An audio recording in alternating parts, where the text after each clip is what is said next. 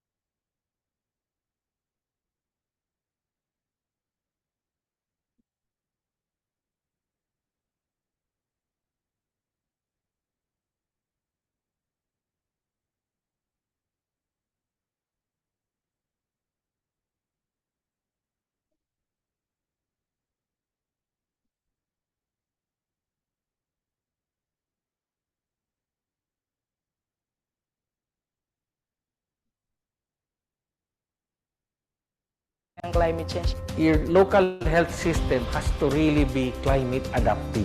It has to be because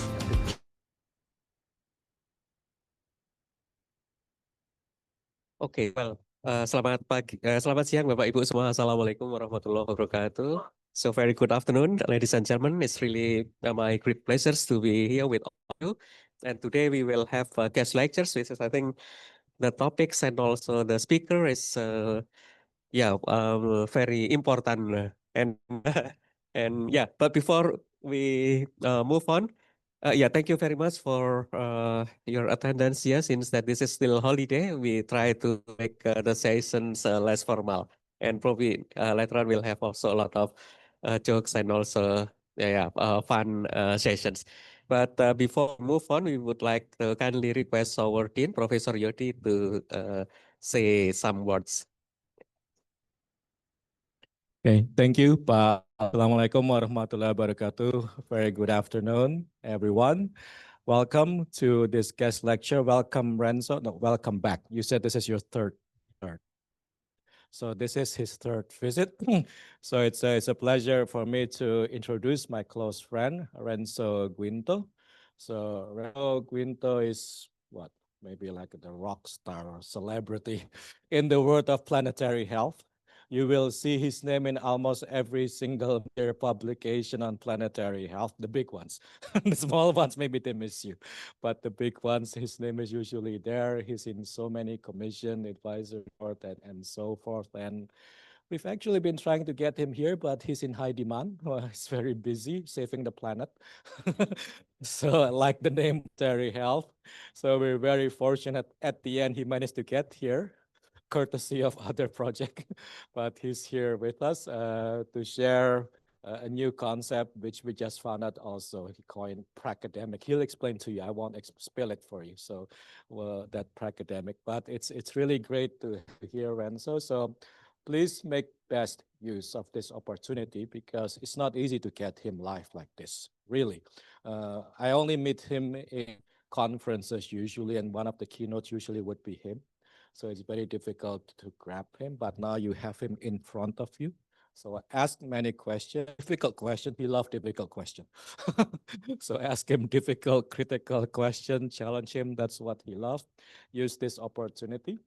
And so to mention that we're happy that this is not just a guest lecture, but it's also a part of initiation of our collaborations. And then Lorenzo is based in the US, and it's just been announced that we're in the same. What is the consortium called? I forgot the climate resilience.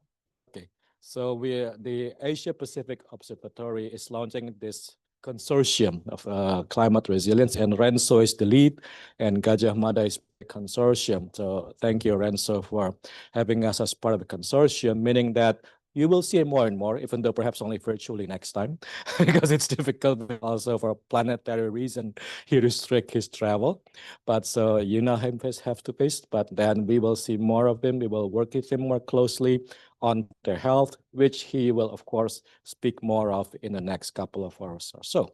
So for that, I would like to invite and welcome Renzo to the stage. What was is the stage? Oh, but sorry, you want to take pictures before he starts, or okay? Sorry, that's Indonesian culture. It's not official until you take the picture. What do you want to do now? You want to take the picture? We can sit over here and they take pictures from there. But after the picture, you don't escape. So we go here and they will take picture from there. I'll just get the copy. Yeah.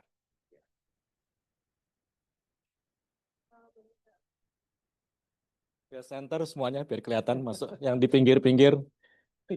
Centered. Move to the center. One on the sides won't be visible. Move to the Even center. here, oh? Yeah, here is empty. When else you'll be on the same Renzo. Those who joined us for lunch should be. Here is empty. Please, street is empty. Okay, that's yes. We can have more people. Okay. Smile. Okay, 1, 2, 3. Another pose, 1, 2, 3. Once again, 1, 2. Thank you. Okay, so thank you. Wow, look fun. Anything else before he starts? Sorry, I jump into inviting him. Oh, a gift even before you talk.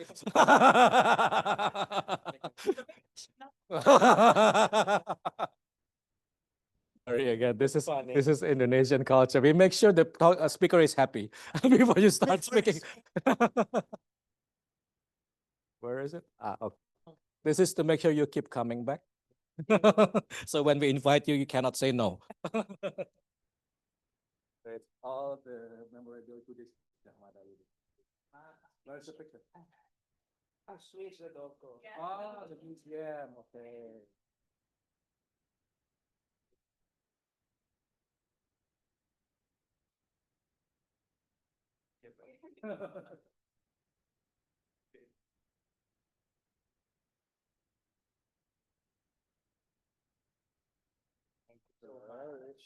Okay, bye. Okay, so now we have all of that out of the way. And so please join me. Welcome Renzo. Give him a round of applause. And thank you, Dean Yodi, for that wonderful introduction and welcome and photo and the gift. Okay, so where is my clicker? And where do I stand up? Anywhere, no? Actually, this is so interesting because there's a sofa here. I can talk from here. Okay. Yep.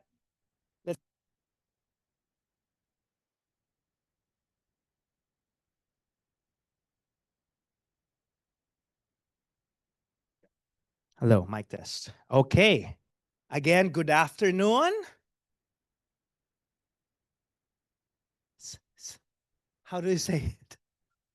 Salamat siang. That's good afternoon. I really need to learn more Bahasa because I know in the Philippines, salamat means thank you, right? So it's different, but it's the same all. It's the same word. And then in Singapore, we speak in English, right? So, but I need to learn more Bahasa because, as mentioned by the dean, I will be coming again and again to Indonesia and specifically to Yogyakarta. Again, thank you very much for the warm welcome. It's great to be back, as mentioned. And it's great to be with you, GM family. I know is it already almost summer break, or it's already summer break, but you're still here. I hope you were not forced to come to this session. And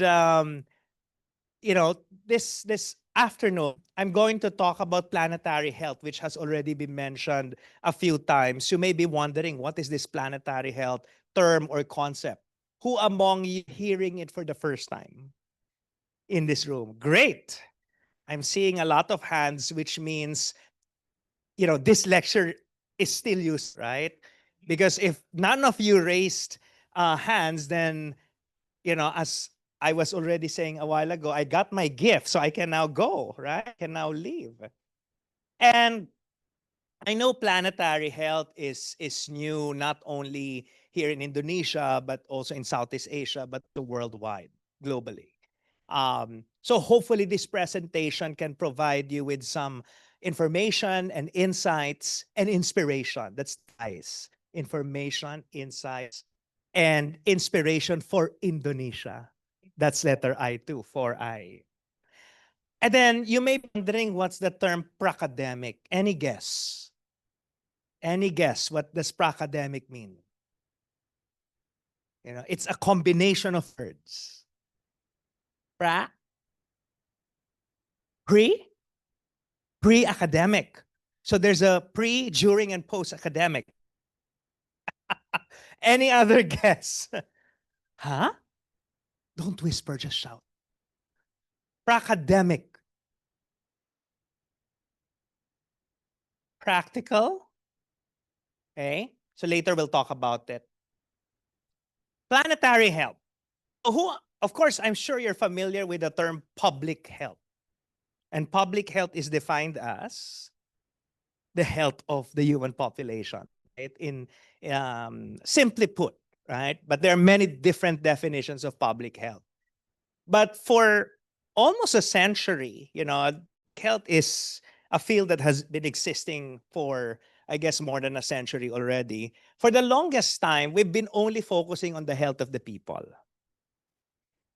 And we've been forgetting about the health of the planet on which our health is dependent, right?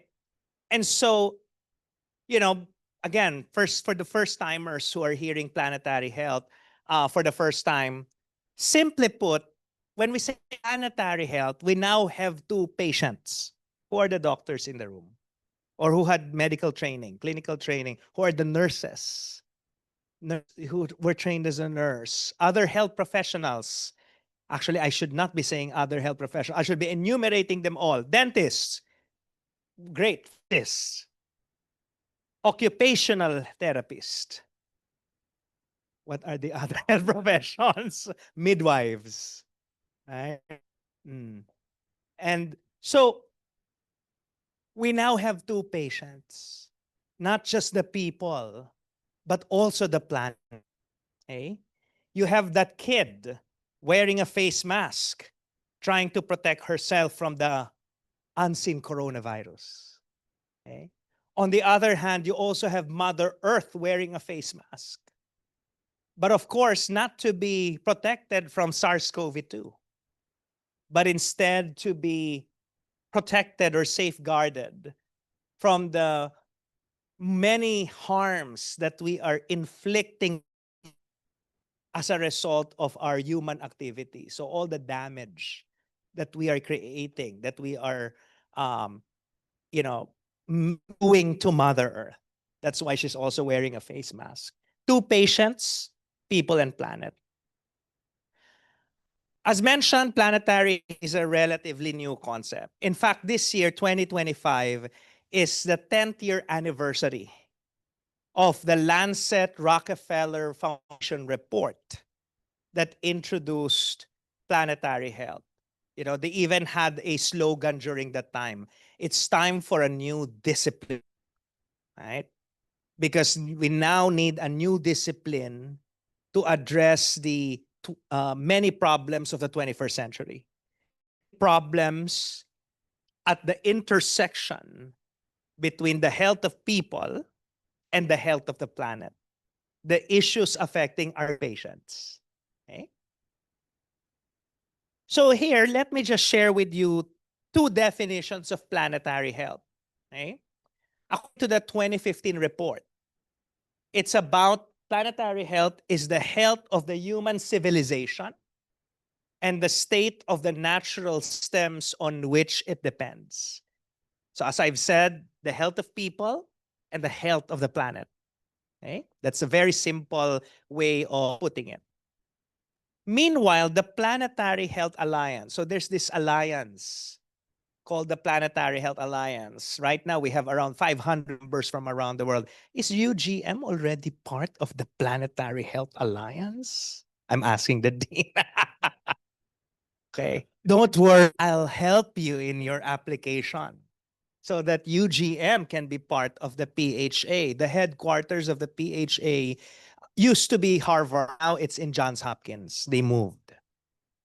And the definition of PHA or of planetary health, according to the Planetary Health Alliance, it's a solutions-oriented, transdisciplinary field and social movement focused analyzing and addressing the impacts of human disruptions to Earth's natural systems on human health, all life on Earth. That's a long definition, right? But basically, it's about the impacts of the damages they create to the Earth's or on the Earth's natural systems and how they affect human health and all life on Earth. So it's not just more about health of human beings, because as we know, our health is connected also to the health of the forest, the health of animals and plants, of microbes, etc. So the question now is, you know, you have these two definitions. Do you see this at work in your, you know, for example, in your surroundings, in your, in what you do in public health? I understand that most, if not all of you, are doing public health or medicine, medical education, or both. Who are public health students here? Okay. And who are medical students? You're both medicine and public health. Great. Wonderful. So now the Pracademic part. How can we be planetary health Pracademics? So Pracademic is a word that brings two words together: practitioner and academic. Okay. You're in the university, UGM. Are you a practitioner or an academic? We were just having a discussion over lunchtime. In public health, we're doing both, right? We're in academia, we're academics creating new knowledge, doing research, training the next generation. On the other hand, we're also practitioners trying to make a difference in the real world by influencing policy and practice. So in planetary health, it's the same. We want to become pracademics. We want to embrace this mindset of bridging academia and, you know, the world of practice, the world of action. Because sadly, the destruction is happening very quickly. and later on we'll talk about some of the pressing issues. And we're running out of time. So we cannot just be academics staying in the university, waiting for change to occur in the real world. There's an evidence that says, a paper, a journal article gets converted into a practice or a product or a pill or a policy, all of them are P's. No?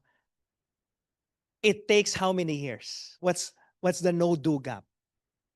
Have you encountered that?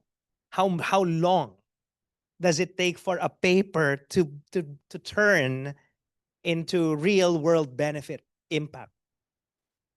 They say 17 years. Okay? Again, from the time you publish all the way to seeing real world change. Sadly, when it comes to these issues that we will be talking about in a short while, we don't have the luxury of time. So we need to, again, be practitioners and academics at the same time. You may be thinking this idea of taking care of the planet is a new thing. But actually, who knows Hippocrates? Do you know Hippocrates? The father of Western medicine.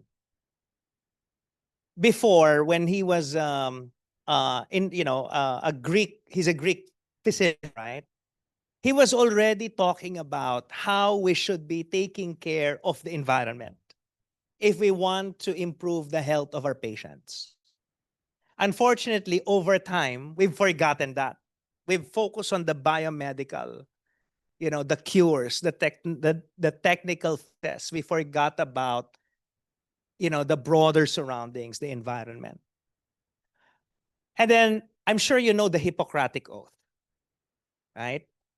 Before we enter the medical profession, we recite the Hippocratic Oath. We say we do no harm to our patients. Now is the time to bring back that other missing piece. We should also do no harm to our planet. Okay? Because again, two patients. Okay? The care of the human patient and the care of the planetary patient as well. So in that commentary that we published in the Lancet, we re-envisioned or reimagined the Hippocratic Oath and highlighted or emphasized the importance of caring for the planet while we take care of the patient. So this is the mind shift that we need in planetary health. And then in the early 1990s, there is also this epidemiologist. His name is Anthony McMichael. He was one of the first to write about climate change as a health issue. Because usually when you talk about climate change, it's framed as an environmental concern, right? It's about, icebergs melting or polar bears become dehydrated. But what we're forgetting is that ultimately climate change is a health issue. And so Anthony McMichael wrote this in the 1990s. He said that the health sector must lift its gaze to bigger ecological horizons. This will require a radical extension of the public health agenda. Radical extension, expansion. And I think that this radical extension that he was mentioning in the 1990s is what we now call planetary health. We cannot just focus on the health of people. We need to include the health of the planet. And then at the bottom, I'll just jump last part of the passage of the quote. He said that we need to develop an ability to collaborate with unfamiliar disciplines such as climatology and ecology, disciplines that we don't encounter in medicine and public health. So my question now is, do you have friends who are coming from other schools and faculties who are not fellow health people, okay? From engineering, from economics, from the veterinary sciences, right? Because many of the health problems that we see in human populations also affect us. What else? What other disciplines? What are the other unfamiliar disciplines that you can think of? Just shout. Sorry? Law. Yes, we need more engagement with the lawyers, right? Any other? Politics.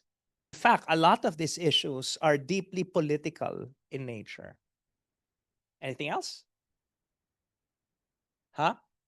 Digital, right? Those in computing, computer science, philosophy, even theology, right? Because many of the problems that we're trying to solve in planetary health are philosophical, ethical, moral in nature, right?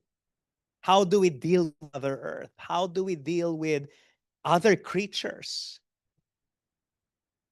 So I hope that planetary health allows us to expand our view of health and allows us also to work with other disciplines and sectors. And then also, again, highlighting that it's not a novel invention. It's not a new concept. Okay? We just need to go back to indigenous cultures and ancient wisdom. And we will discover that, planetary health, the interconnectedness between the health of people and health of the planet, it's embedded in our, cultures, in our traditions, our faiths. Actually, what I forgot to include here is I co-wrote a few years ago an article about the contributions of Islam to planetary health. So you can just Google Islam planetary health, you'll see that article. And colleagues of mine and I, we look at, some quotes from the Quran that actually highlighted this interconnection. Again, it's a new concept. It's always been there. The problem is we forgot or we are forgetting about these interconnections.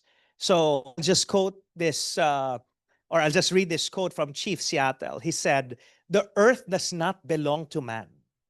Man belongs to earth.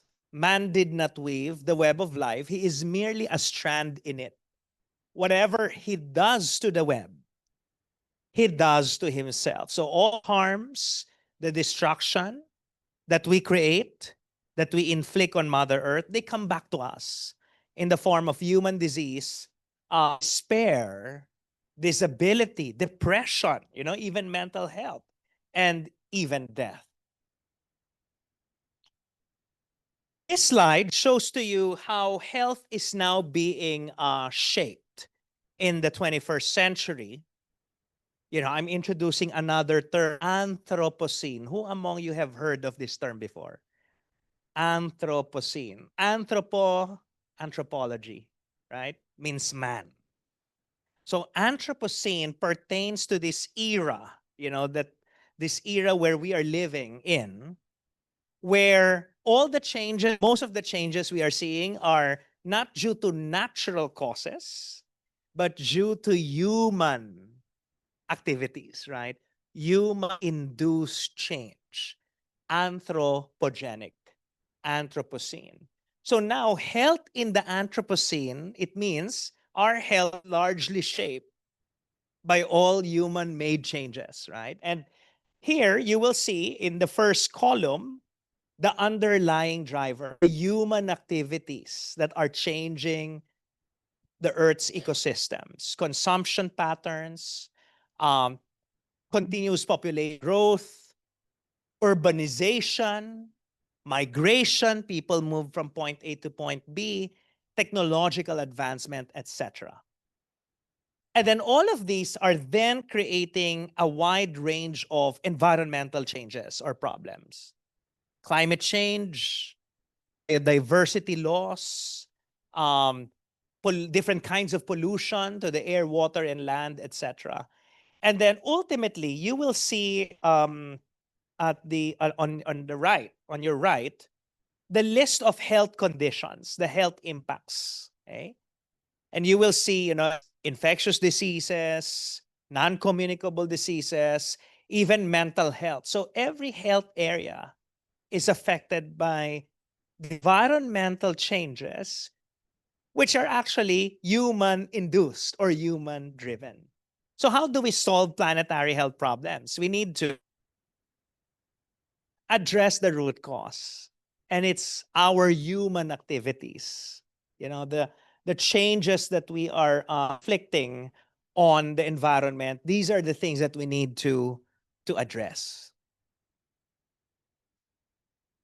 Okay. In public health, we have many different ways to measure the health of human populations. Can you give me some examples of measures, indicators that we use? When can we say that the population, for example, the population of Jogjakarta is healthy? What are the usual metrics that we measure or we use or we report about? Sorry? HDI, which has many different components, but health and more traditional health. HDI already has education, etc., which is good. Life expectancy. What's the life expectancy now of Indonesia?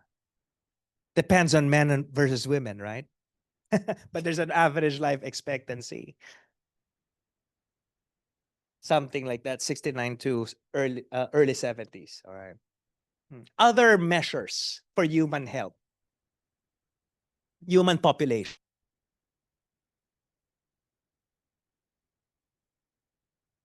When do we say a population is less sick or healthy? What other indicators do we use?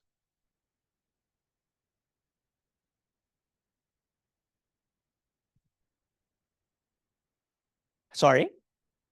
DALIs, which is already a combination of many different components, or infant mortality rate, or maternal mortality ratio. So there's a wide range of indicators that we measure, right? Or the burden of NCDs or mental problems in a community or in a country. But how do we measure the health of the planet?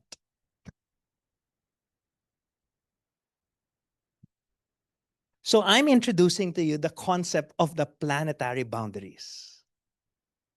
When we say it's a boundary, it's a limit. What does it mean? Can you go beyond the boundary? Can you exceed a limit? It's a limit. And if we do so, if we overcome or surpass a boundary, what happens? If you're crossing the boundary and you're not allowed to, what's going to happen? Punishment. There will be punishment. Something bad happens, right? So for a planetary boundary, if we exceed the boundary, it means that the planet will be less conducive for health and well-being, right? The survival of human beings and other life forms becomes less possible, right? So the Stockholm Resilience Center in Sweden identified 9 planetary boundaries. Boundaries that we cannot go beyond or exceed or surpass. Okay? And just by looking at the diagram, when in this diagram, if it's red, it means the boundary has already been violated. Okay? So just by balling the diagram, what you'll find out is that out of the 9 boundaries, 6 have already been violated. 6 out of 9.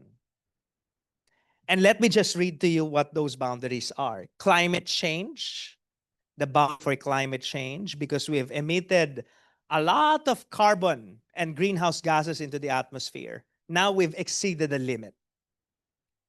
Biosphere integrity or biodiversity. Over the past century, we've seen the fastest rate of extinction of creatures, great and small, right? And I think many of those species that are endangered, if not extinct, are here in Southeast Asia, right? Because of deforestation, etc.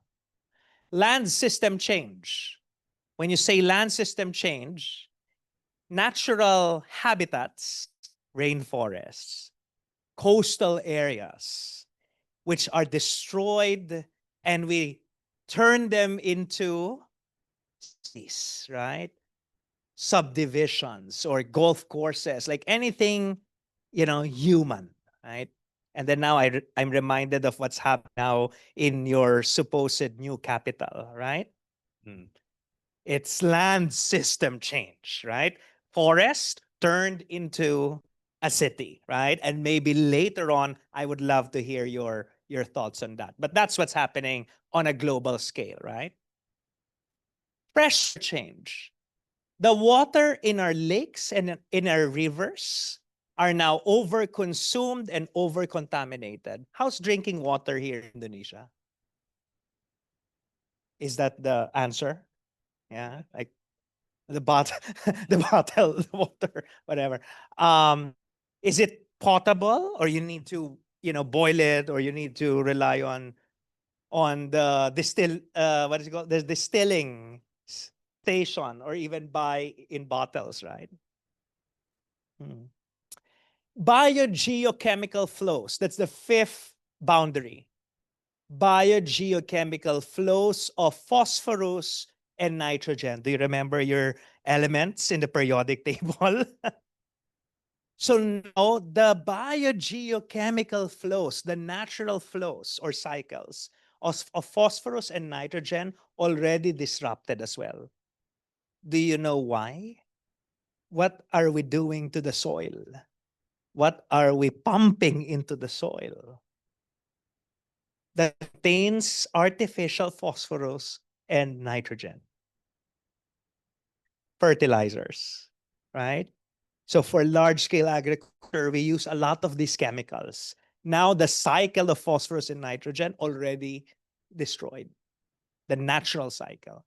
And then the last one is novel entities. When you say novel entities, new chemicals that we invent in laboratory, we manufacture in the factory, and then we release to the environment.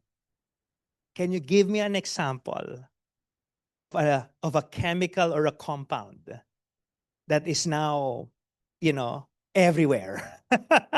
Can be found everywhere, anywhere. Plastic. Plastic is now floating in our oceans, choking our waterways, and microplastic is detectable even in the bloodstream. So that's an example of a compound that we created because we need to use or we need something that is easy to throw, right? And then now the boundary for novel entities already violated. 6 out of 9. If you're in the emergency room and then there are 9 criteria, right, for a particular condition, 6 have already been met. That should be causing panic, right? That should be an emergency. But we're not acting as if the plant is facing an emergency, but this is the situation. And to give you a historical perspective, in 2009, there were only 3 boundaries that have been crossed or violated. 2023, just years ago, it doubled. 6 boundaries already violated. So I just wonder if a new report will come out next year, how many boundaries are violated, right? Is there still hope for the planet and its people? And the question is, can we reverse the situation? Right? Can we heal these planetary boundaries that we are destroying? That's still a big question among this. Okay. So I showed to you the planetary boundaries framework. It's a framework to measure the health of the planet. It's also a framework to monitor how we're doing in terms of protecting the planet. But it's not enough that we're protecting just the planet and forgetting about its people. Do you agree? We need to take care of both. We now have patients. So how do we ensure that the planet's boundaries are protected while the people living on it are living healthy and happy lives? So this is why this British economist, Kate Raworth, proposed this new type or new model for the economy called the donut economy. Who among you have heard about the donut economy? Who among you love donuts? Okay, so donut is more familiar, right? Economy is also familiar, but donut economy, what is that? So as you can see at the diagram, it looks like a donut, right? It has two circles. The outer circle represents the planetary boundaries. And then the inner circle represents the social foundations that we need to, provide to people so that they can live healthy and happy lives. Water, food, energy, healthcare, gender equity, political voice, housing, and many others. So basically, what Kate is saying in this book is that we need our economy. The kind of economy that we need is something that respects the planet's boundaries, okay? Does not go beyond, does not violate the boundaries, but at the same time meeting the social foundations of people, of survival, of being. And that's the inner circle. So as you can see, there's this, the donut is called the safe and just space for humanity. You cannot go beyond and you cannot go below. It's a very slim space, right? And that's the donut. The future economy should be operating within that space. Do you think that's the situation? No, because we've exceeded the boundaries, 6 out of 9. And then actually for the social foundation, many people on Earth still do not enjoy many of these social foundations. And in fact, there is a group of researchers from the University of Leeds in the UK that attempt to answer the question, of all the countries in the world, which one is closest to becoming a donut economy? So here, I'm showing to you 3 donuts, okay? 3 donuts of 3 ASEAN countries. Okay? Singapore, which is my home now, Philippines, my original home, and Vietnam, which is our neighbor, right? So just by eyeballing so you didn't expect we have a quiz, right? This is an exam. You have 3 choices, okay? Which one of the 3 is closest to becoming a donut economy? Just by eyeballing, right? And you know that if it's red, it exceeded the boundaries. The red color is inside, it means it went beyond, right? Or it has shortfalls in terms of the social foundation. Can anyone, let's make this more interactive. Do we have another microphone? Oh, we have 2 microphones here, right? So let's make this more interactive. Can some describe the donut of Singapore, another one Philippines, and another one Vietnam? So 3 people. Who are the 3 brave souls of Vietnam? We have prizes from the dean. Anyone who would like to describe Singapore? What's happening now with the Singaporean donut? Okay, please.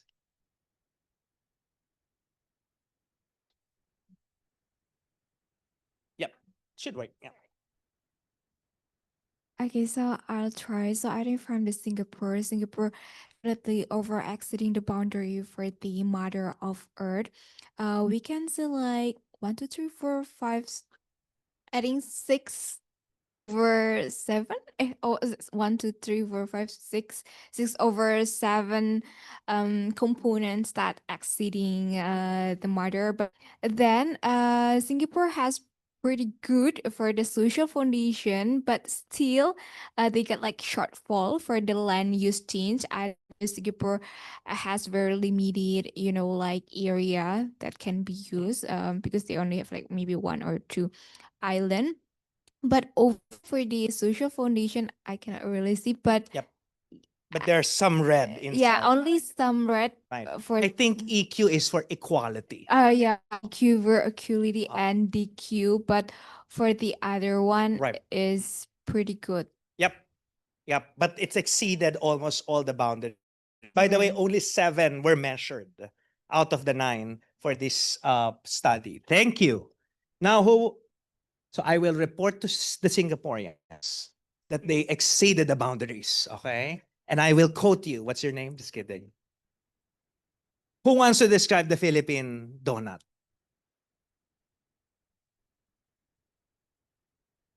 Okay, so it seems that the Philippines hasn't exceeded any of the ecological boundaries, but for the social thresholds, there's also shortcomings. I don't see, I can't tell if there's that are actually all the way up, but maybe I my think vision's bad. EM. right, there's just one that's Yes. almost accomplished, right? But most of the social foundations still, a work in progress, right? And then, as you mentioned, no boundaries were violated. It doesn't mean there are no environmental problems in the Philippines. You go there, there's a lot of trash, and water's polluted, forests are destroyed. But in terms of the boundary, you imagine a country is given a budget, right?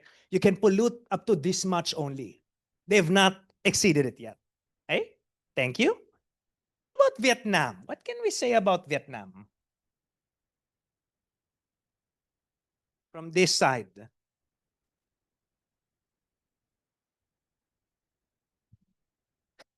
I thought she was going to answer. She just gave it. Okay. Sorry.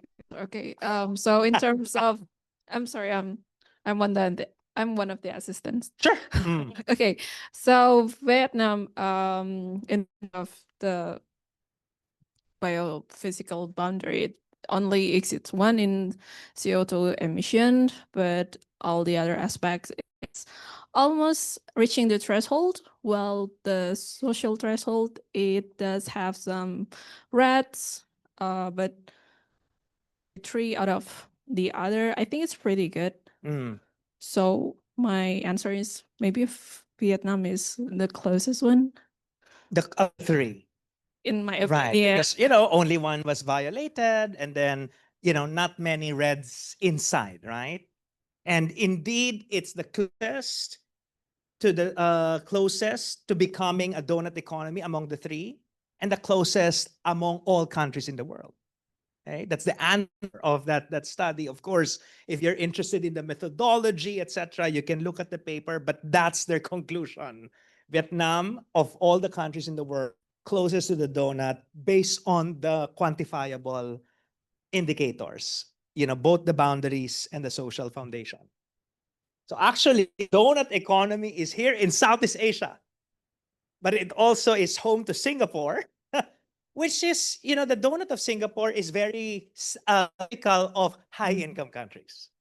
They are doing well in the social foundations.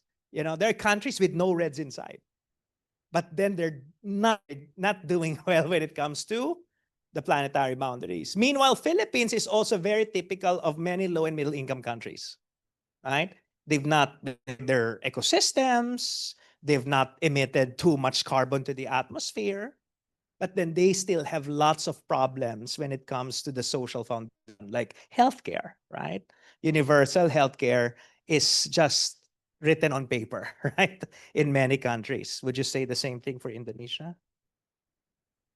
That's a good question. Is that what you're all waiting for? Of course, I did my homework. This is donut. Can anyone describe the Indonesian donut? See? I'm like waiting for someone to ask. Where's our donut? Right? You're talking here in Yogyakarta and you're not showing our donut. Are you happy with your donut? Who wants to describe the donut of your country? The Indonesians don't want to describe their donut.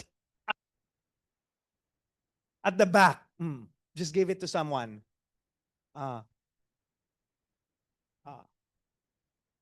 Okay, for the US donut, I think for the ecological ceiling, the CO2 emissions is already exceeds the boundaries, the limit, and the social foundation is a aspect is already exceed the boundaries.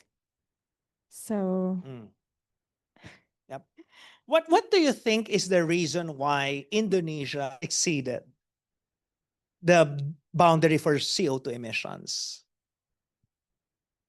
the use of like transportation and in Indonesia there are still so many population that burn the trash and the factory is not following the instruction for the emission Regulations. That's it. So maybe multiple reasons, right? Yeah. Deforestation is one. Burning, right, of forests, burning of fuels. I think Indonesia, how many? I can remember. You have many coal plants, right? I mean, the country is still powered by coal. And then while you're also unfortunately burning the forest, so two major, and then agriculture is another source of emissions. And then as you can see inside, a lot of the social foundations yet to be achieved, right? Later on, I mean, I can't remember the meanings of the letters, but LE I think is life expectancy. And then you see all the other indicators as well. So this is your situation. Again, similar to Philippines, right? Yeah. And similar to in terms of the CO2 emissions. Yes. And actually, these are slight differences. Many of the ASEAN countries in the middle, right? So this is the situation in your country. So now I'll shift gears. Until what time we have? 3:00. Oh, it's a long. Right. But we're making it very interactive, no? This remember there how many planetary boundaries have we already exceeded? 6. One of those is the boundary for climate change, the boundary for carbon emissions. And forget about the other planetary boundaries for a while. Let's just focus on climate change. Climate change in itself is a pressing and urgent problem. Because as you can see here, climate change is affecting human health in many different ways. Many arrows, many boxes. Ultimately affecting health, in its various aspects. Again, infectious diseases, non-communicable diseases, nutritional status, for example, will be affected as well, even mental health. So my question now is, which of these climate direct effects are existing here in Indonesia? Storms, typhoons, cyclones. You have monsoon. You don't have typhoons. You're lucky. Philippines has lots of typhoons, right? Drought. When it's very dry and then our croplands are not producing food anymore, right? Or harvest. That's also happening here. Agree? In some parts. Okay? Flooding. Yogyakarta also experiencing flooding, or some parts of Indonesia? Huh? Jakarta. Heat wave. Hey. Is this already a very hot weather today, or this is mild? Weeks ago, even hotter. So all of these are the climate change effects, right? And then ultimately, they affect different aspects of human health. And so this is another way of looking at the climate and health interconnection. This is a website, an interactive website or web page from the New England Journal of Medicine. You just click on the organ system and it will tell you how climate change is affecting that organ system. Okay? Cardiovascular disease, skin diseases, etc. So you can take a look at this and click on these boxes. Slide shows to you that some countries contributed more than the others in terms of the emissions, right? In terms of creating this problem in the first place. The redder the country is, the higher their contribution to greenhouse gas emissions. If, in fact, not just higher, they exceeded the limit imposed on them. So you will see North America, what's that big country at the top? Russia. And then some European countries also. And you will see Asia in general, has not exceeded the carbon emissions limit. Okay? Although if we continue our trajectory, eventually we will exceed the limit. Meanwhile, in this series of slides, you will see the parts of the world that are going to be affected the most by the health impacts of climate change. Whether it's diarrheal diseases or malaria or heat-related illnesses or undernutrition. Which parts are most affected? Africa, some parts of Asia. Okay? In fact, for heat-related illness, you will see that the whole world orange. So, now we're seeing a health impact that is not anymore just focused or concentrated low and middle income countries. Even high income countries will be suffering from heat-related deaths. This is a region, Southeast Asia, which is in general a climate hotspot. But in this region or in this map, you will see that the redder the country is, the more vulnerable the country is to climate change. So which one is the reddest? My country, okay? Then you will see some parts of Indonesia are close to red, right? Do you notice some of those regions? Like what are those? And maybe someone can explain to me what's happening. Huh? You know your country better. So yeah, what are those redder parts of Indonesia? And what do you think is happening there? I think the reddest one is Jakarta, and then followed by West Java and Banten. Actually, they are location that's surrounding the capital, which is Jakarta. I think the most, the reason is because of the I think the agriculture of West Java, because they has a lot of agricultural production in West Java, and then also followed by I think carbon from the industrial, because West Java, Banten is very well known for their industrial, and unfortunately I think they also has like the electricity plant. So you use coal to produce the electricity, and then the last reason is because Jakarta has the top, I think, millions transportation over there. So it's multiple reasons, right? But basically because of the concentration of people, industry, deforestation for agriculture use, the power plants are there. So that adds to the vulnerability of this island, right? But in general, Asia is highly vulnerable or susceptible to the impacts of climate change. So here you will see what I simplify as the wet phenomenon or phenomena of climate change. The typhoons, the flooding, which you also are experiencing here, right? The floods. Okay. Typhoons more of the northern part of Southeast Asia, Philippines, Taiwan, Vietnam. And when these disasters strike, you can see in these photos a lot of destruction, right? Of, communities, of livelihood, of even hospitals being destroyed.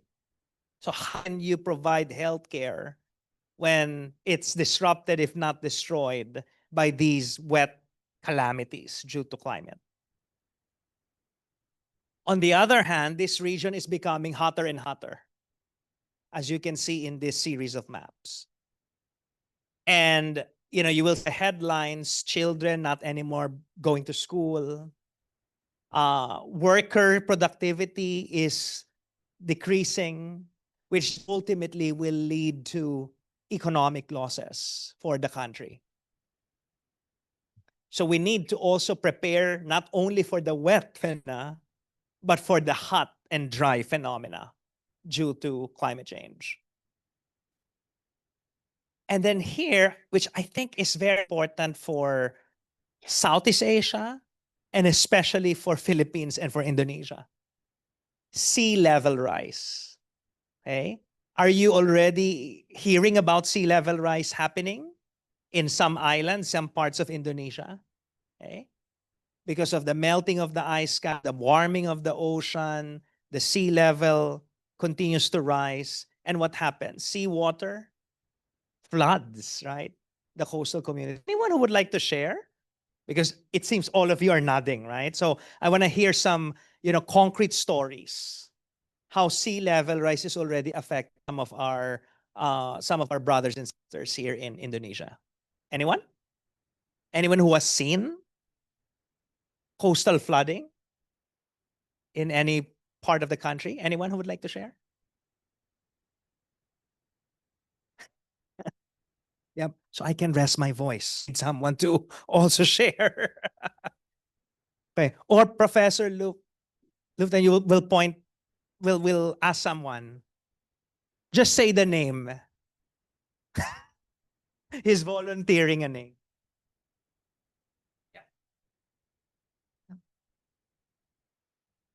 The rise of sea is in Jakarta. As we see in Jakarta, the sea level is increased every year. And it affects so many health problems in the borderline of Jakarta, like malaria, like Aedes aegypti. No.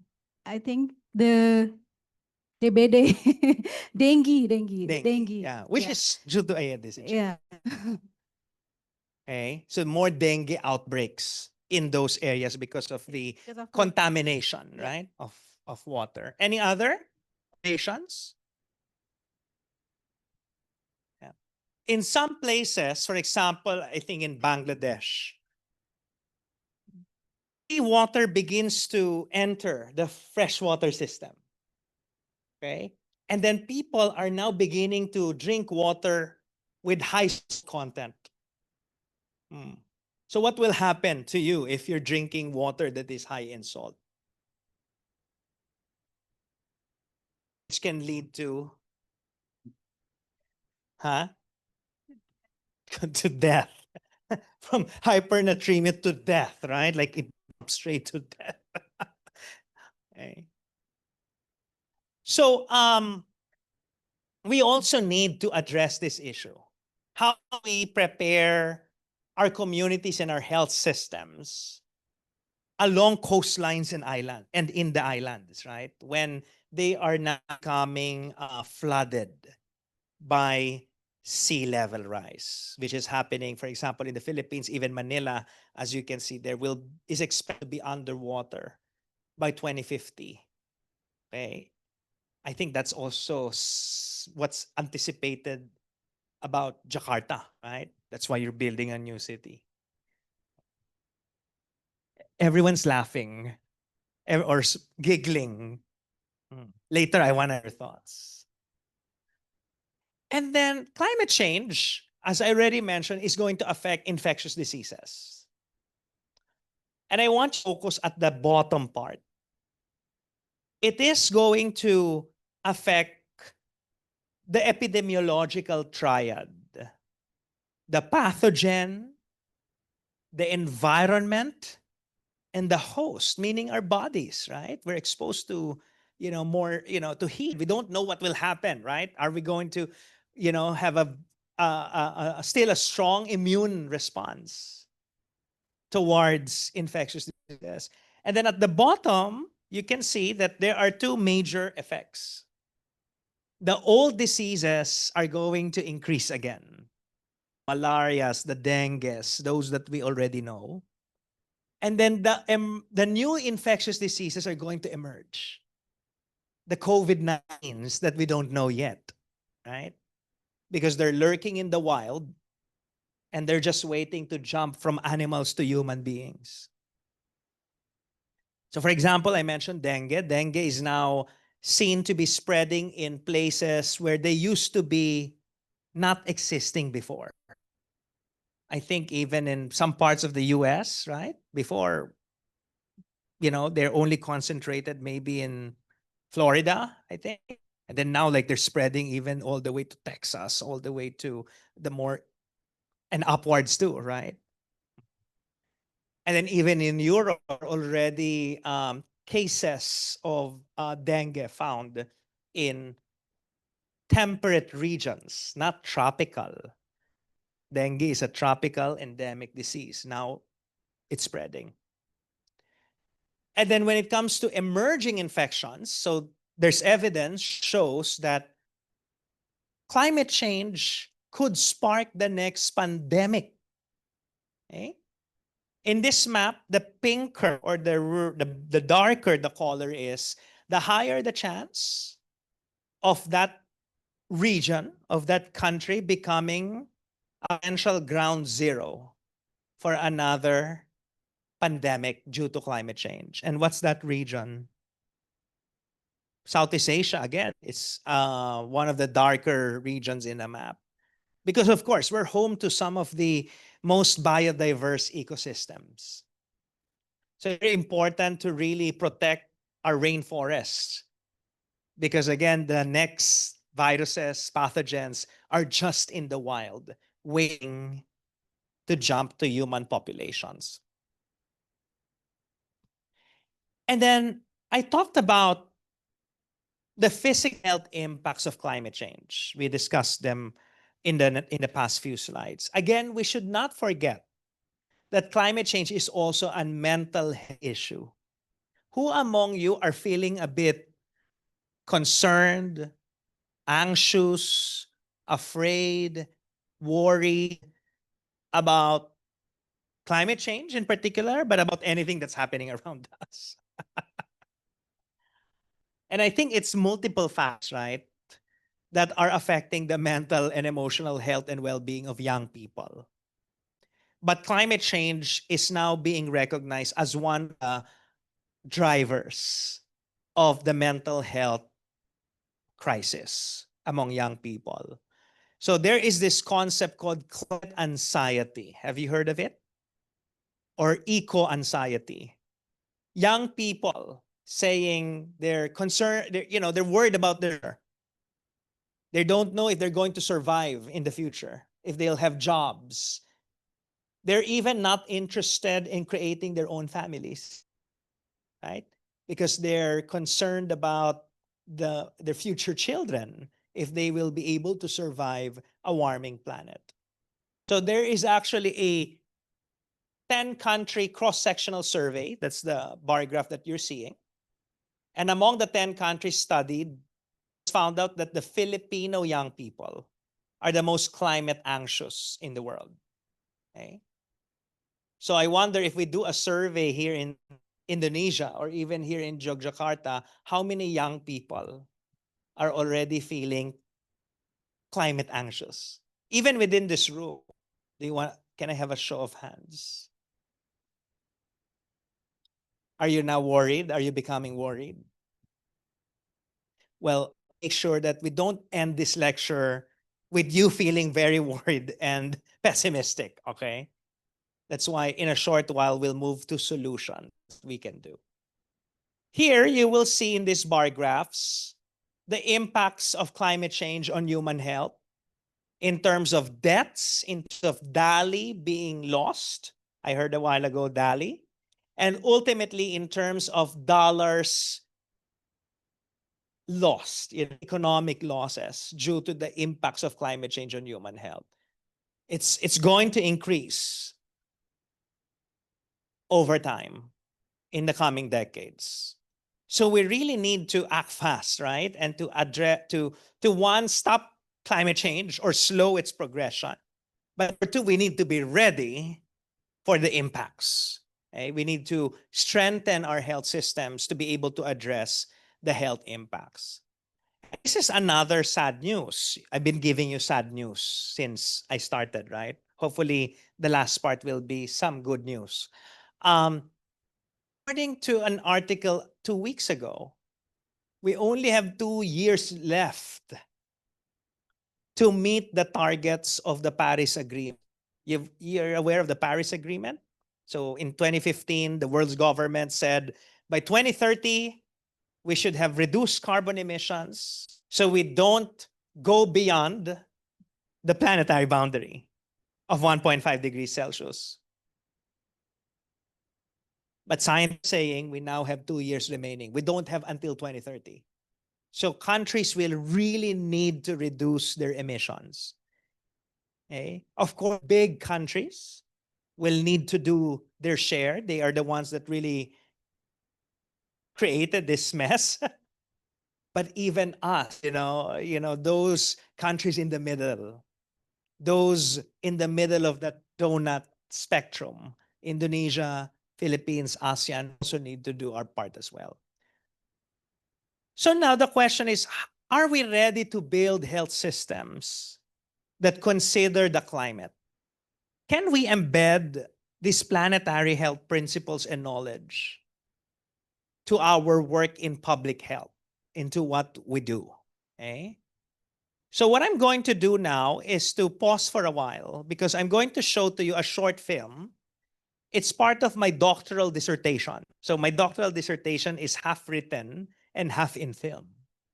Okay? Who among you are doing their doctoral dissertations at the moment? None. No doctoral student or not yet. Okay? I'm just showing to you this short film, just 5 minutes, to show to you what Philippine communities are doing. And then maybe later, I want to hear from you. Do you see some similarities with how Indonesian communities also dealing with this planetary crisis? Is the film ready? So just for 5 minutes, we'll show to you this short film.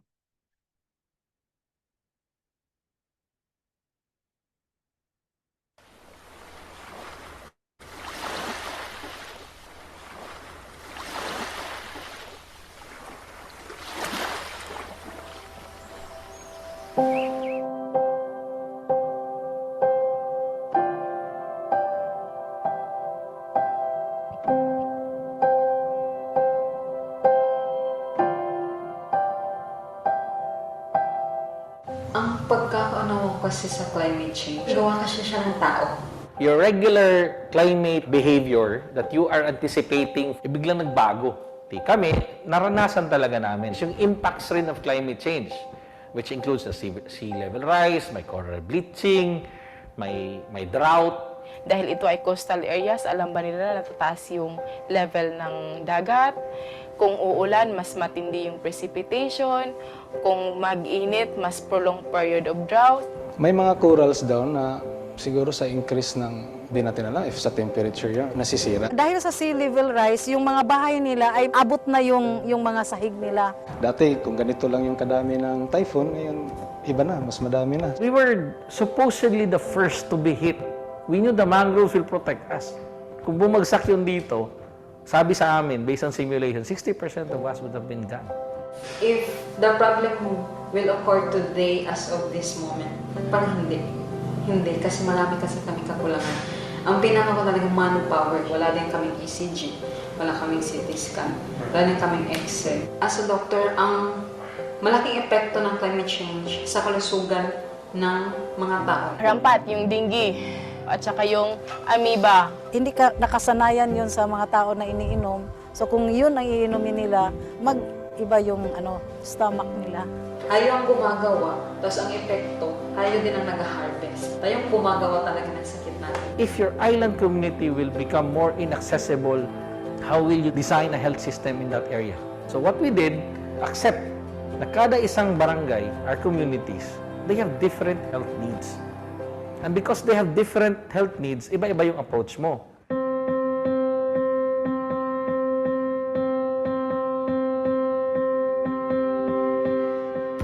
SingHealth yung magko-complement kung paano maging malusog yung mga pamayanan pagdating ng climate change. Your local health system has to really be climate adaptive.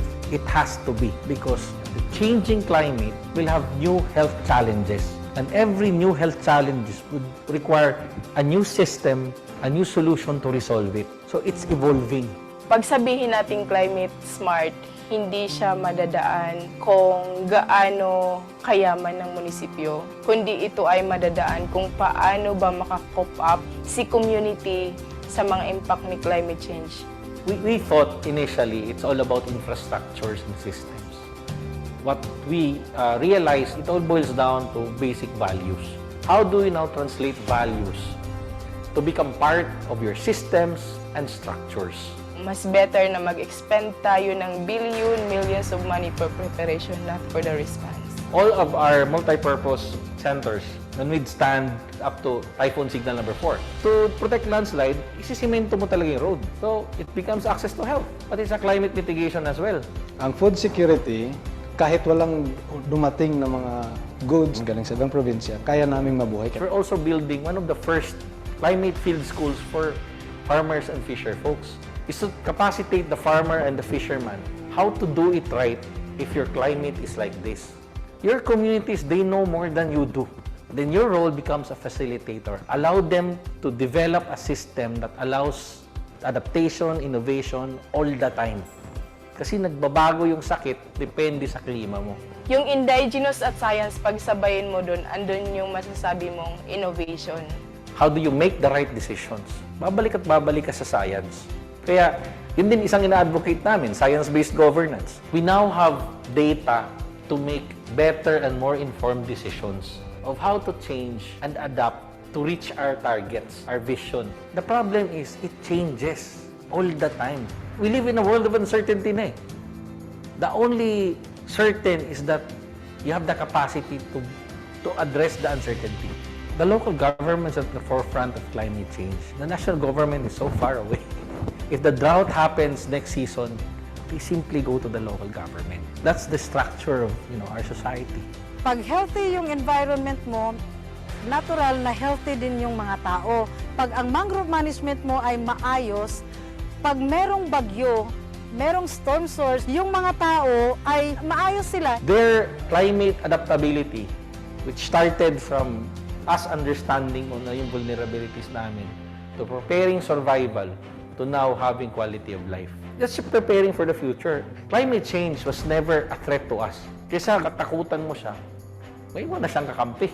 That's why it's an opportunity to do something better.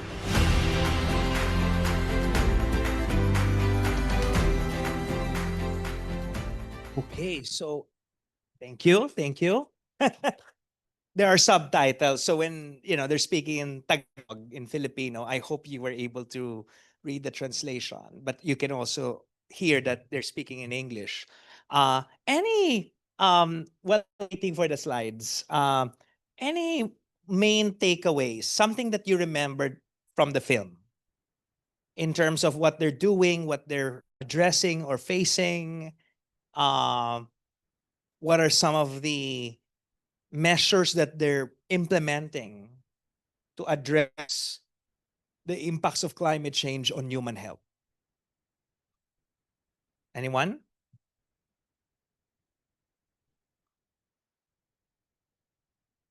Okay. The things that I remember about from the video is about the science-based governance, which uh, I think the governance from that area is really critical to the climate change. So they think how to overcome with the climate change, not to blaming for the national governance, but they just make their local governance being able to overcome with the climate change. Yep.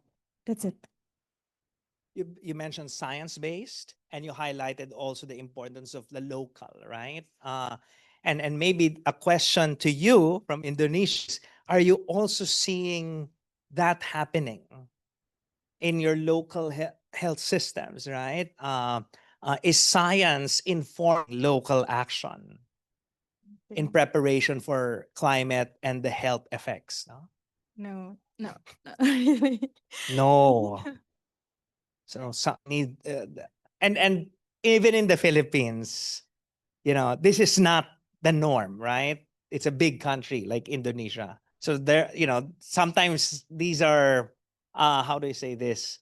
These are exceptions, right? That, you have mayors or local governments that are embracing science, but still there are many local leaders that do not. So that's the main challenge. Other comments, other observations from the film, from those who I haven't heard from yet. Yeah, maybe you just give the mic to one.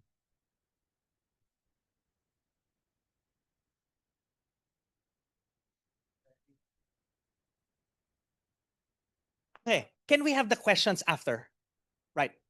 Okay. Thank you. But great to see questions already being raised. That's a long one. But let me ask the question first. Any other observations from the film? Something that you remember? You want to share? Okay. And then Maybe I think the religious life Philippine, they make like for sanitarian, and I saw that, and maybe the local the governance to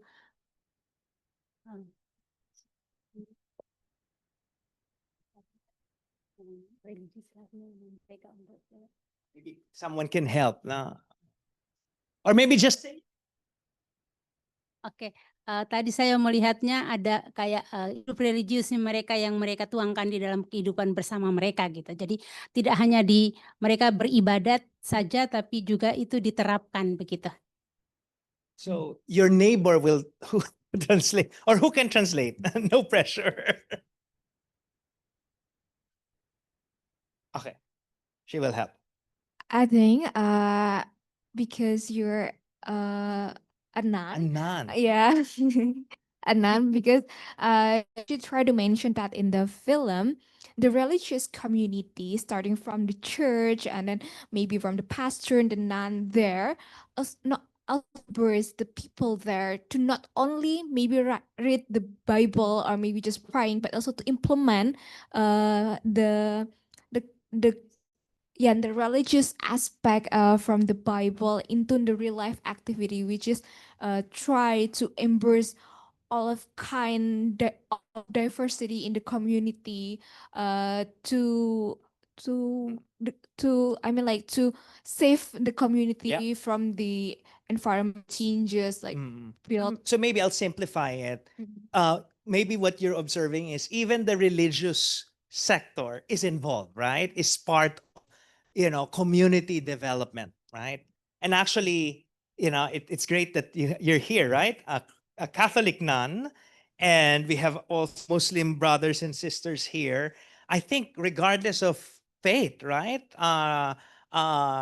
There's an important role for the faith community also in this work. If you remember, Pope Francis, right, wrote an encyclical about climate change. Laudato Si, right? And then I said a while ago, on the other hand, Islamic faith also talks a lot about, why we need to protect nature, right? So all faiths actually do have an important role to play. Thank you for that. Yeah, I guess I've already kind of touched on this with other responses, but the main takeaway that I found from the film was just the importance of having locally specific or like localized responses, and how one size for a response is not going to fit all communities. Like, for example, with in areas with a strong Catholic community, like engaging the church might be more important, but like in another community where like, or another area where maybe like the Catholic Church isn't as prominent, but like Islam is more like practiced, then it might be better to engage those communities, or like any other. Yeah, I'm not phrasing it well, Right. but Or yeah. indigenous communities. Yeah, right? exactly. Like So- there's no, like, we're all trying to get to the same end, but it's not going to be the same steps for every community to get there. And we have to recognize the strengths and capacities that each community already has, other than like forcing an outside structure on Right. them. Yeah. Yeah. And sadly, in global health, we do a lot of that, right? Like we're dictating, right? Or prescribing. These are the solutions. When we should actually be listening first, and then, bringing people together and see what solutions can emerge, right? And to co-design with them, rather than, again, download. These are the solutions. These are the technical solutions. Any other thoughts? Any other observations from the film?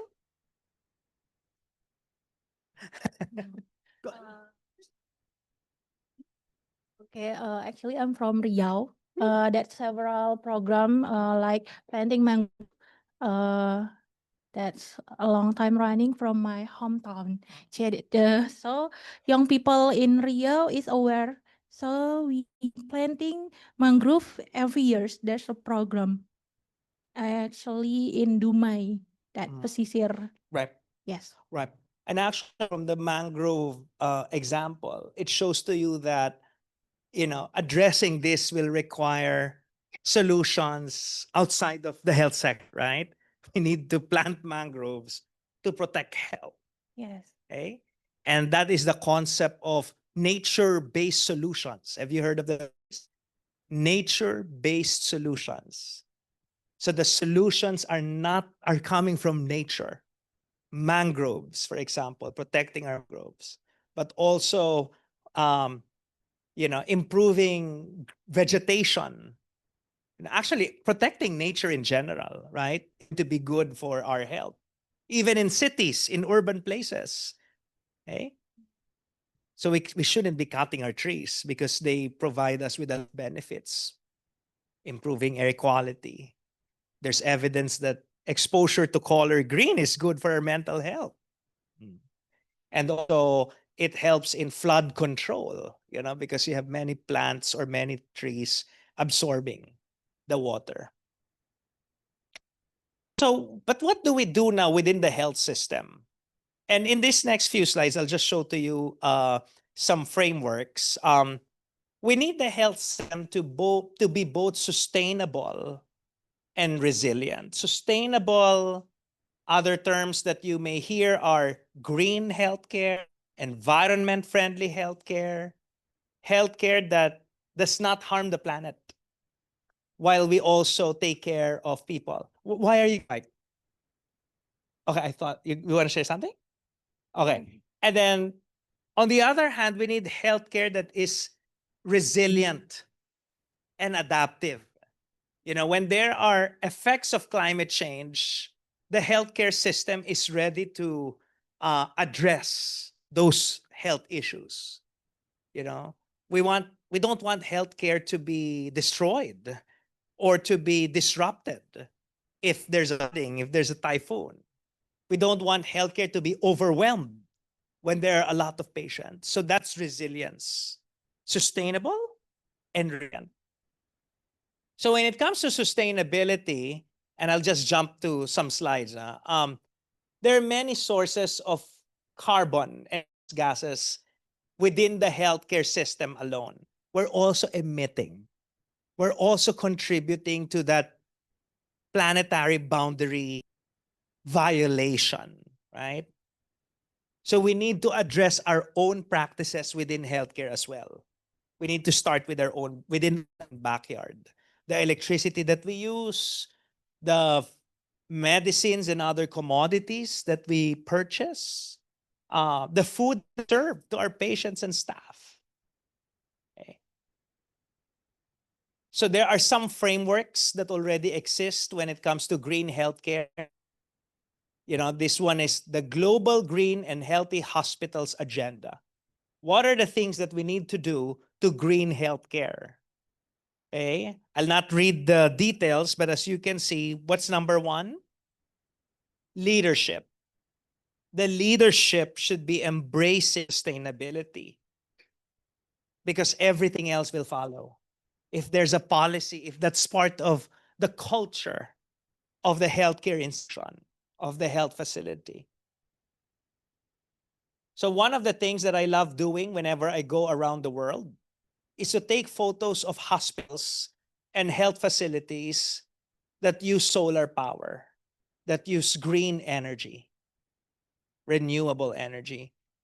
The question is, are the hospitals of UGM already embracing green renewable energy?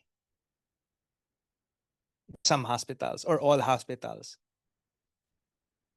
Your hospital. Show me to the hospital. Okay. So that's one example, right? And that's energy. But again, as I've said, there are many other ways to be green and sustainable. The other one is resilience, right? I mentioned already, we want healthcare to adapt, to respond to the health impacts. Here in this framework, you will see we want healthcare to not collapse, but instead to recover and recover better than before, and even transform to become better and stronger. Okay?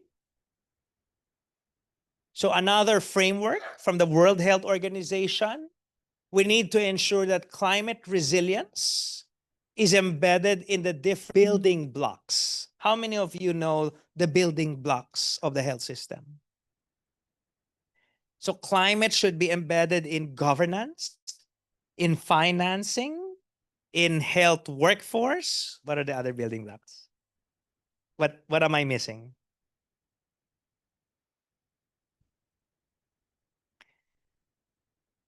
Louder. Services. Next. Products, medicines and devices. And what's the last one that I'm forgetting? Information. We want the health information to be linked to climate information. So we know when climate related diseases will emerge, right? And we can prevent them from happening.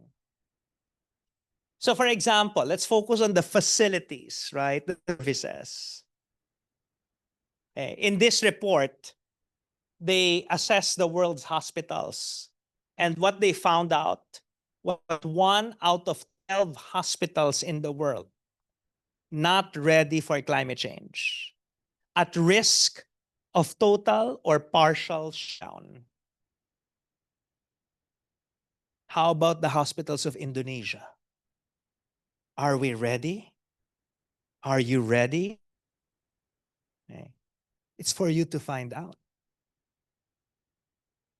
And then at the national level, you know, we should put in place the policies that will protect people's health against climate change. I'm just showing to you some examples from the Philippines because that's the country I'm most familiar with.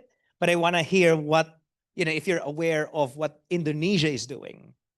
Okay? I think it's also starting, you know, coming up with climate and health policies.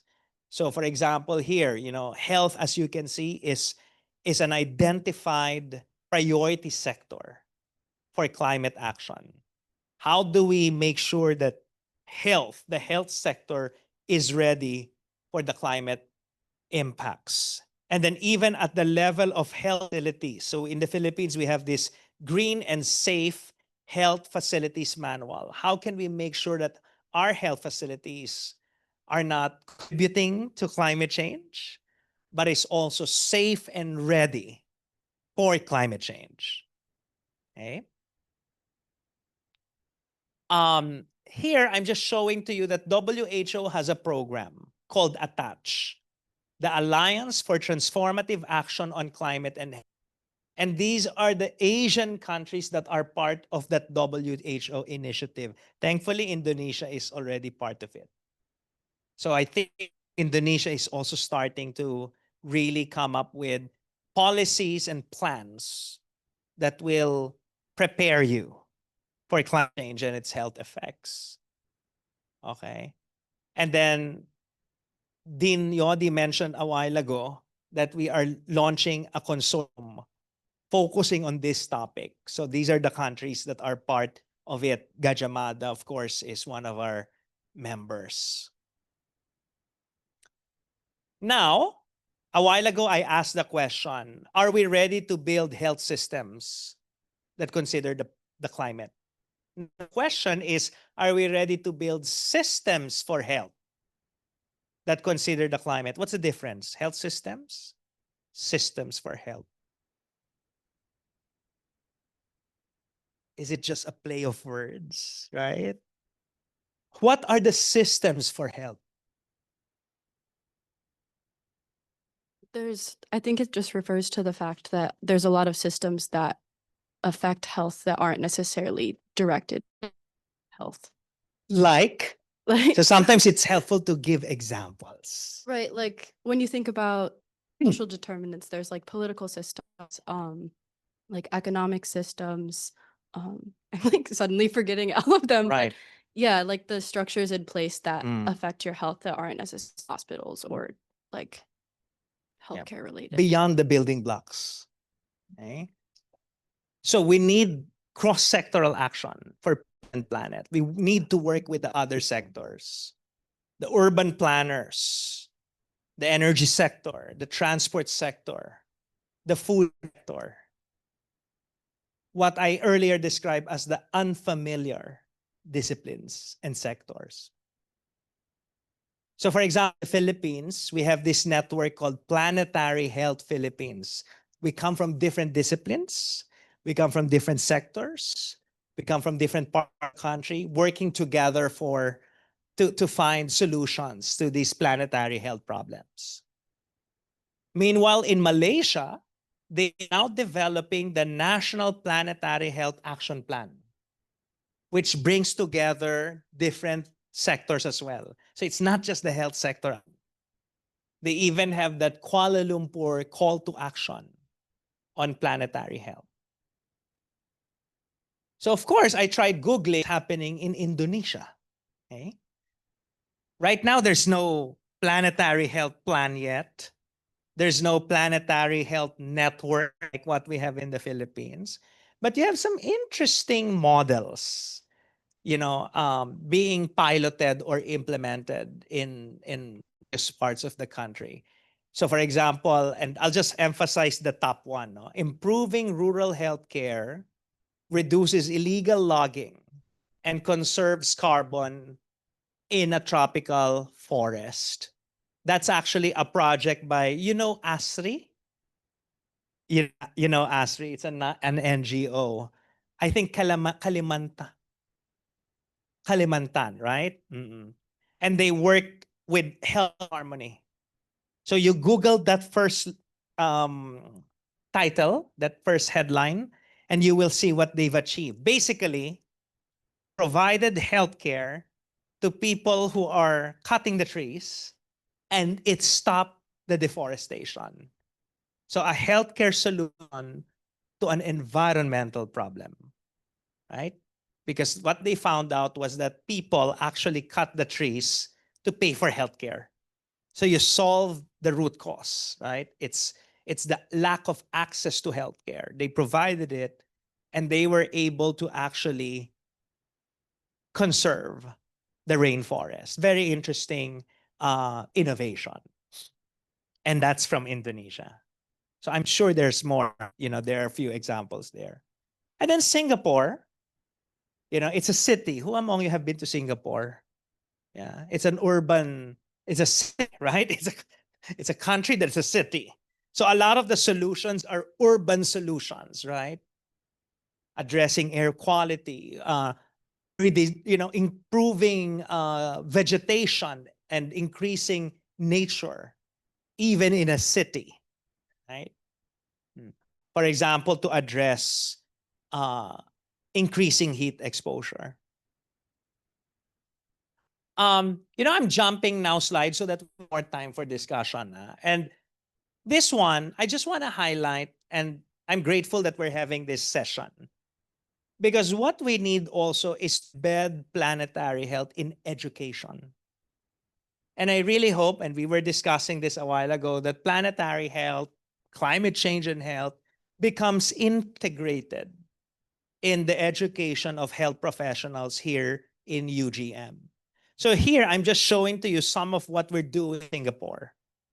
The planetary health courses that we're offering, we're designing. And what's important is that diagram. In the middle or at the heart of that diagram is about restoring that broken interconnection that we have within nature. I think that's the most fundamental.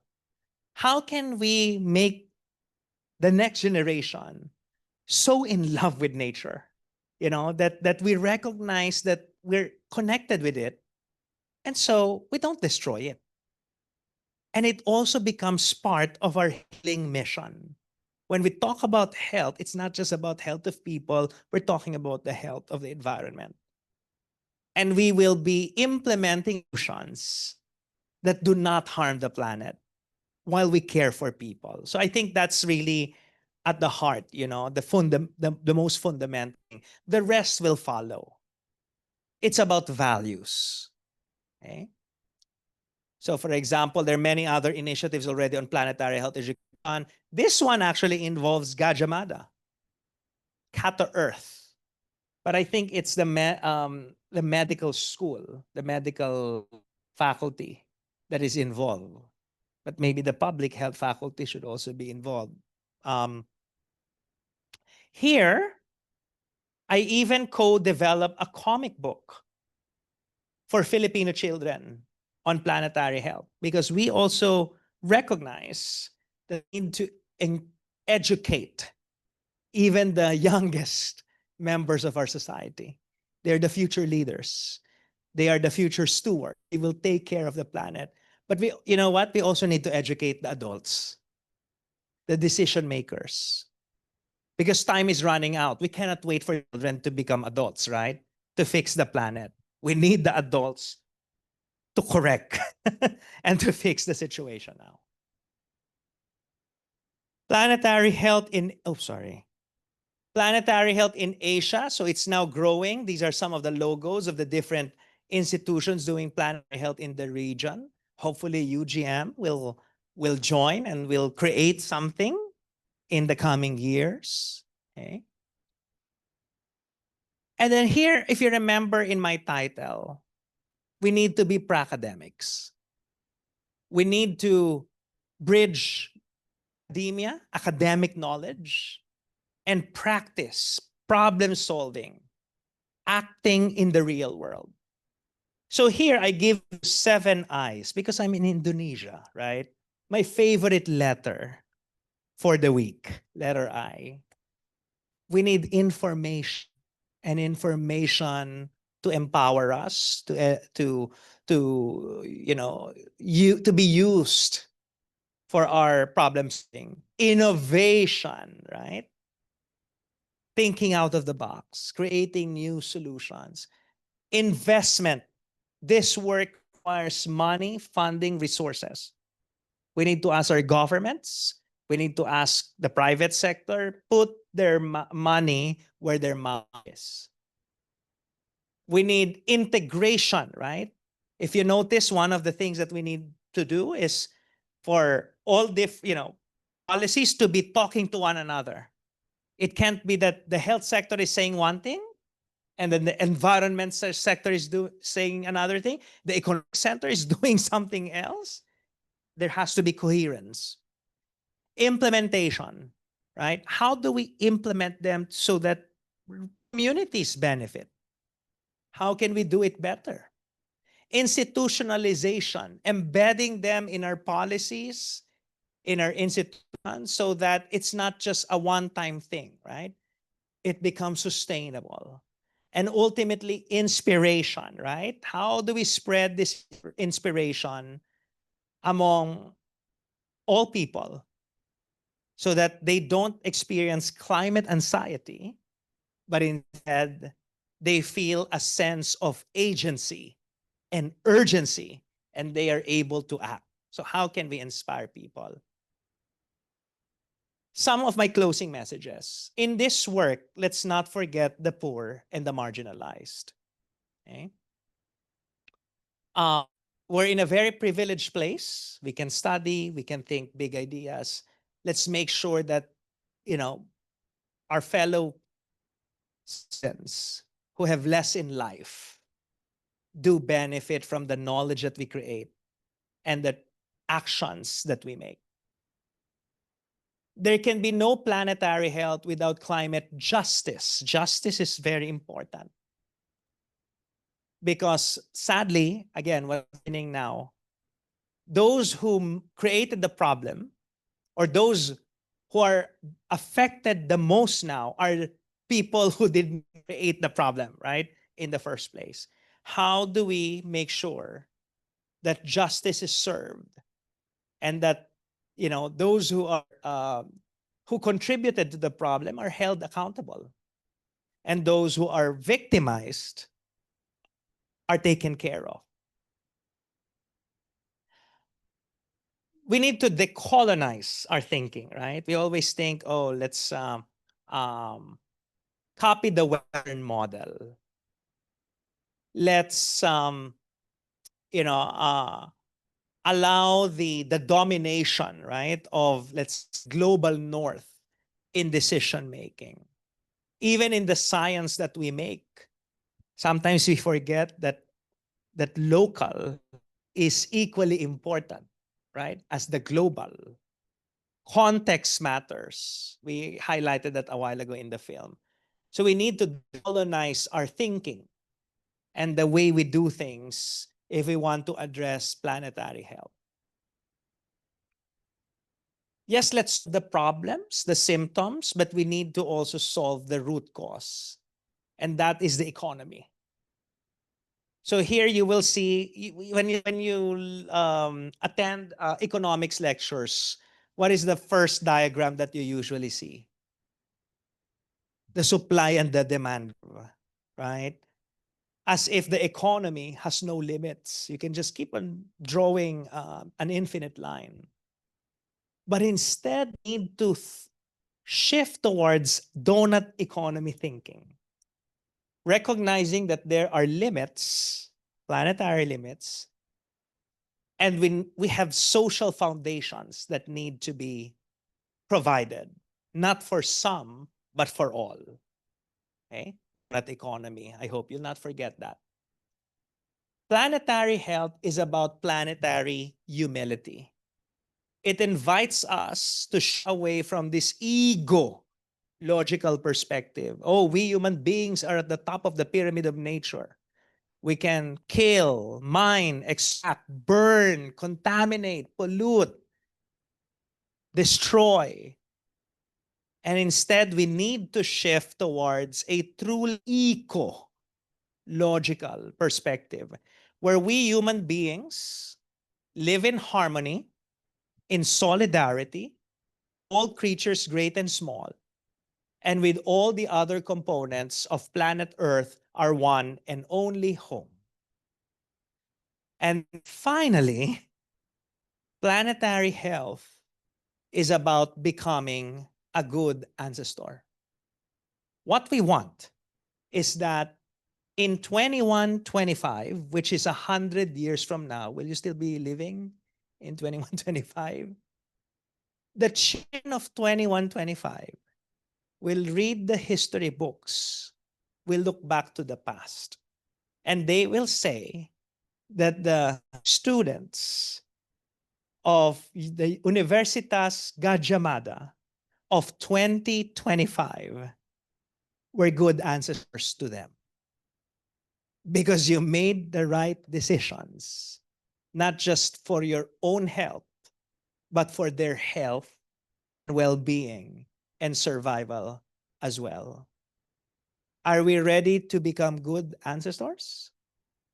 Or do you still want to be selfish ancestors to these children and to the future children of Indonesia and the world who are yet to come and who are yet to be born? So together, let's advance the health of both people and the planet. Thank you very much.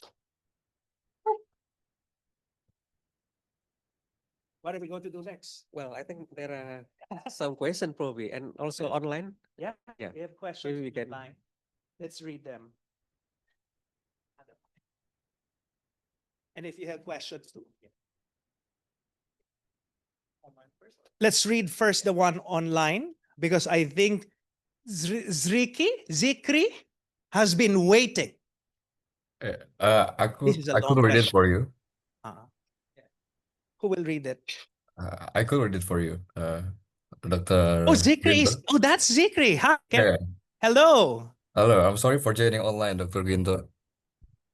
No worries. So now you can read your question. We're all listening to you. Okay. It's interesting topics that I learned today from you. Thank you so much. I want to ask a question. How can government achieve the goal of donut economics in practice, in a really practical way? Because in Indonesia, they promote the people to use electric vehicle as part of a strategy to reduce carbon emission, but it requires nickel as a batteries production. And unfortunately, region, that area has been linked to significant environment degradation and also adverse health effects, such as the water pollution that causes skin irritation. And also, there are research that found a heavy metal present in the blood of local residents. I forgot what kind of heavy metal, but they existed, and there's a research on it. I mean, this situation is reflect a paradox in this donut economics. I mean, there's many factor affecting like leadership, like the standard of the quality or the standard of the mining itself. But how in practical way government can achieve that, Dr. Guinto? I look forward after you. Thank you very much for that very easy question. And this is the challenge, right? When we are introducing new ideas, right? Like, how can we implement it? How can we turn it into reality? That's always the challenge. More so in an economic system that is so, deeply embedded already in our culture, in our society. It makes you feel, okay, can it still change, right? Of course, you can go back to history and our economy didn't look like this before. So it means that the economy is changeable and it's a living system, right? And it really depends on, whose voices are heard the loudest. And right now, it's the corporates, right? And it's the voices of the big countries, for example, that are dominating. So, I think very practical thing, and this is not even how to implement the donut economy. It's about how do you promote the idea. Okay, that's the first step. It needs more of us to be talking about it. So that's my assignment to all of you, right? And those who are working with other sectors, start talking about these new ideas of planetary health, the donut economy. That's one. Of course, we hope that someday a government will start incorporating language around the donut economy, planetary health, into policy, right? Into, even statements. I think that's another important step. It might be superficial, but it's important, right? That politicians talk about it. And you know, before even climate change was not talked about in the discourse. So I'm not very pessimistic that donut economy will not enter the discussion. Eventually it will. Depends on us how fast it can be integrated into the discourse. I think another approach is, because remember the donut has 9 boundaries and many social foundations. We need to map out the policies that are required in order to address some parts of it, if not the entire thing. So incremental change is still important, because transformational change, you know, overhauling the entire economy, again, it feels like impossible. But incremental change may be the best path towards long-term success. So for example, you know, if we come up with you know, policy proposals for, you know, 2 boundaries, for example, climate change, right? And right now, when it comes to climate change, we know what we need to do. We need to, you know, promote green renewable energy. We need to face fossil fuels. So the policies are clear already. It's just a matter of making sure they're enacted into law, they're implemented. Okay. So, and this might sound still impractical, right? But you know, in a way, what I'm insinuating is the incremental steps are important. I think we have a responsibility within healthcare, right? Remember, it's of the social foundations. If we're not able to achieve our ambitions within the healthcare sector, we will not be able to contribute to the bigger donut economy. So fixing our own backyard is very important as well, because the other sectors will not move if they don't see as an example. The other last thing is start local. And actually, if you go to the website of the Donut Economics Action Lab, DEAL, DEAL, you will see that there are many cities and towns around the world trying to localize the donut economy. It may be difficult now to see the donut economy model happen at national or even global levels, but it's easier to not only imagine, but see it happen at the local level. So maybe Jogja can become a donut town or donut city. That will be yummy. Thank you for that easy question. Thank you very much, Dr. Guinto. Okay. Thank you, Renzo. My name is Alan, and my research interest is in equity, healthcare, and implementation science. Actually, we met before in Melbourne last year during the World Health Summit. Yes. I was a master student from UNSW actually, so with the Rebecca and Rohit. Great. Yeah, and then I think I also want to bring a good news for you, because last night I just got back from Bali. They have a World Congress of Economics Right. in Bali. Actually, it's still going on today. And yesterday, there are a lot of a lot of discussion about climate resilience, healthcare financing, which is, I think, a great news for that. And also, I'm very glad that you brought the donuts economics. I want to hear from you about your take on that. Some people maintain that I think we must really look after our community, like the social foundation prosperity is like our first priority. We need to look at the rich countries, high income countries, on how they exploit their natural resources so that they can take care after all the population. And then, I don't know, I feel like this is very like a very dilemma for our in other countries, not this country, but with the other countries, that, you know, we want to really, you know, increase the equity, increase the social net, increase the, you know, healthcare facility. We want to reduce this disparity, but the other hand, there are some measures that we have to do to somehow kind of hinder that. What is your take on that kind of dilemma of, you know, developing countries, like a lot of other countries? Thank you. Thank you for another easy question, right? In a way, you know, one question is, should we make our own citizens healthy and happy first, address the social foundation, and then fix later the planetary boundaries? That's one question. The other is, in a way, what you're saying also is, um, should we copy the model first of the high income countries? Once we've achieved that level, then let's fix the situation. I think what we should be thinking about is how to achieve the health and well-being status of those countries while skipping the dirty phase of development. Okay? It's still very theoretical, right? But that's the theory.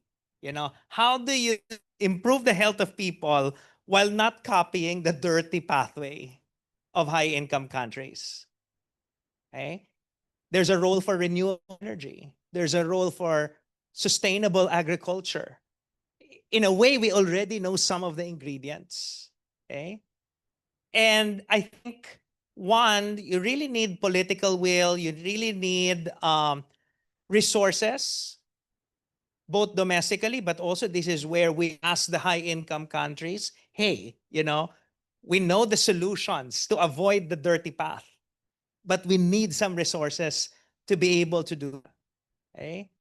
And actually, if we do this the clean way, we will stabilize the planetary boundaries. It will protect us all, our country and your country. Okay? So these are the more, I guess, theoretical answers, right? How we wish the world runs this way.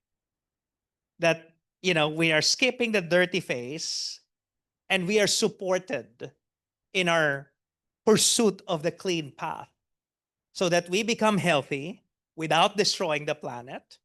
And then, of course, on the other hand, the high-income countries, their challenge is to sustain the good health while at the same time fixing the planet's boundaries, the destruction of the boundaries, reversing the reds. Okay, that's also the big question. So both types of countries have difficult questions to answer. I imagine there's a role for innovation. I also think that maybe it's time for us to have an honest discussion about what is good health and what needs to be prioritized, right? And there are things maybe that are nice to have but not essential. Because we might be confusing between the essentials and the non-essentials. Oh, a good life is having X, Y, Z, but do we really need them, right? And that is where, for example, social science and philosophy and the other perspectives will need to be taken into consideration. My answer is confusing, right? Because it's hard. Yeah, it's hard. It's hard. It's hard. Just ask for my take, right? You did not ask for the solution.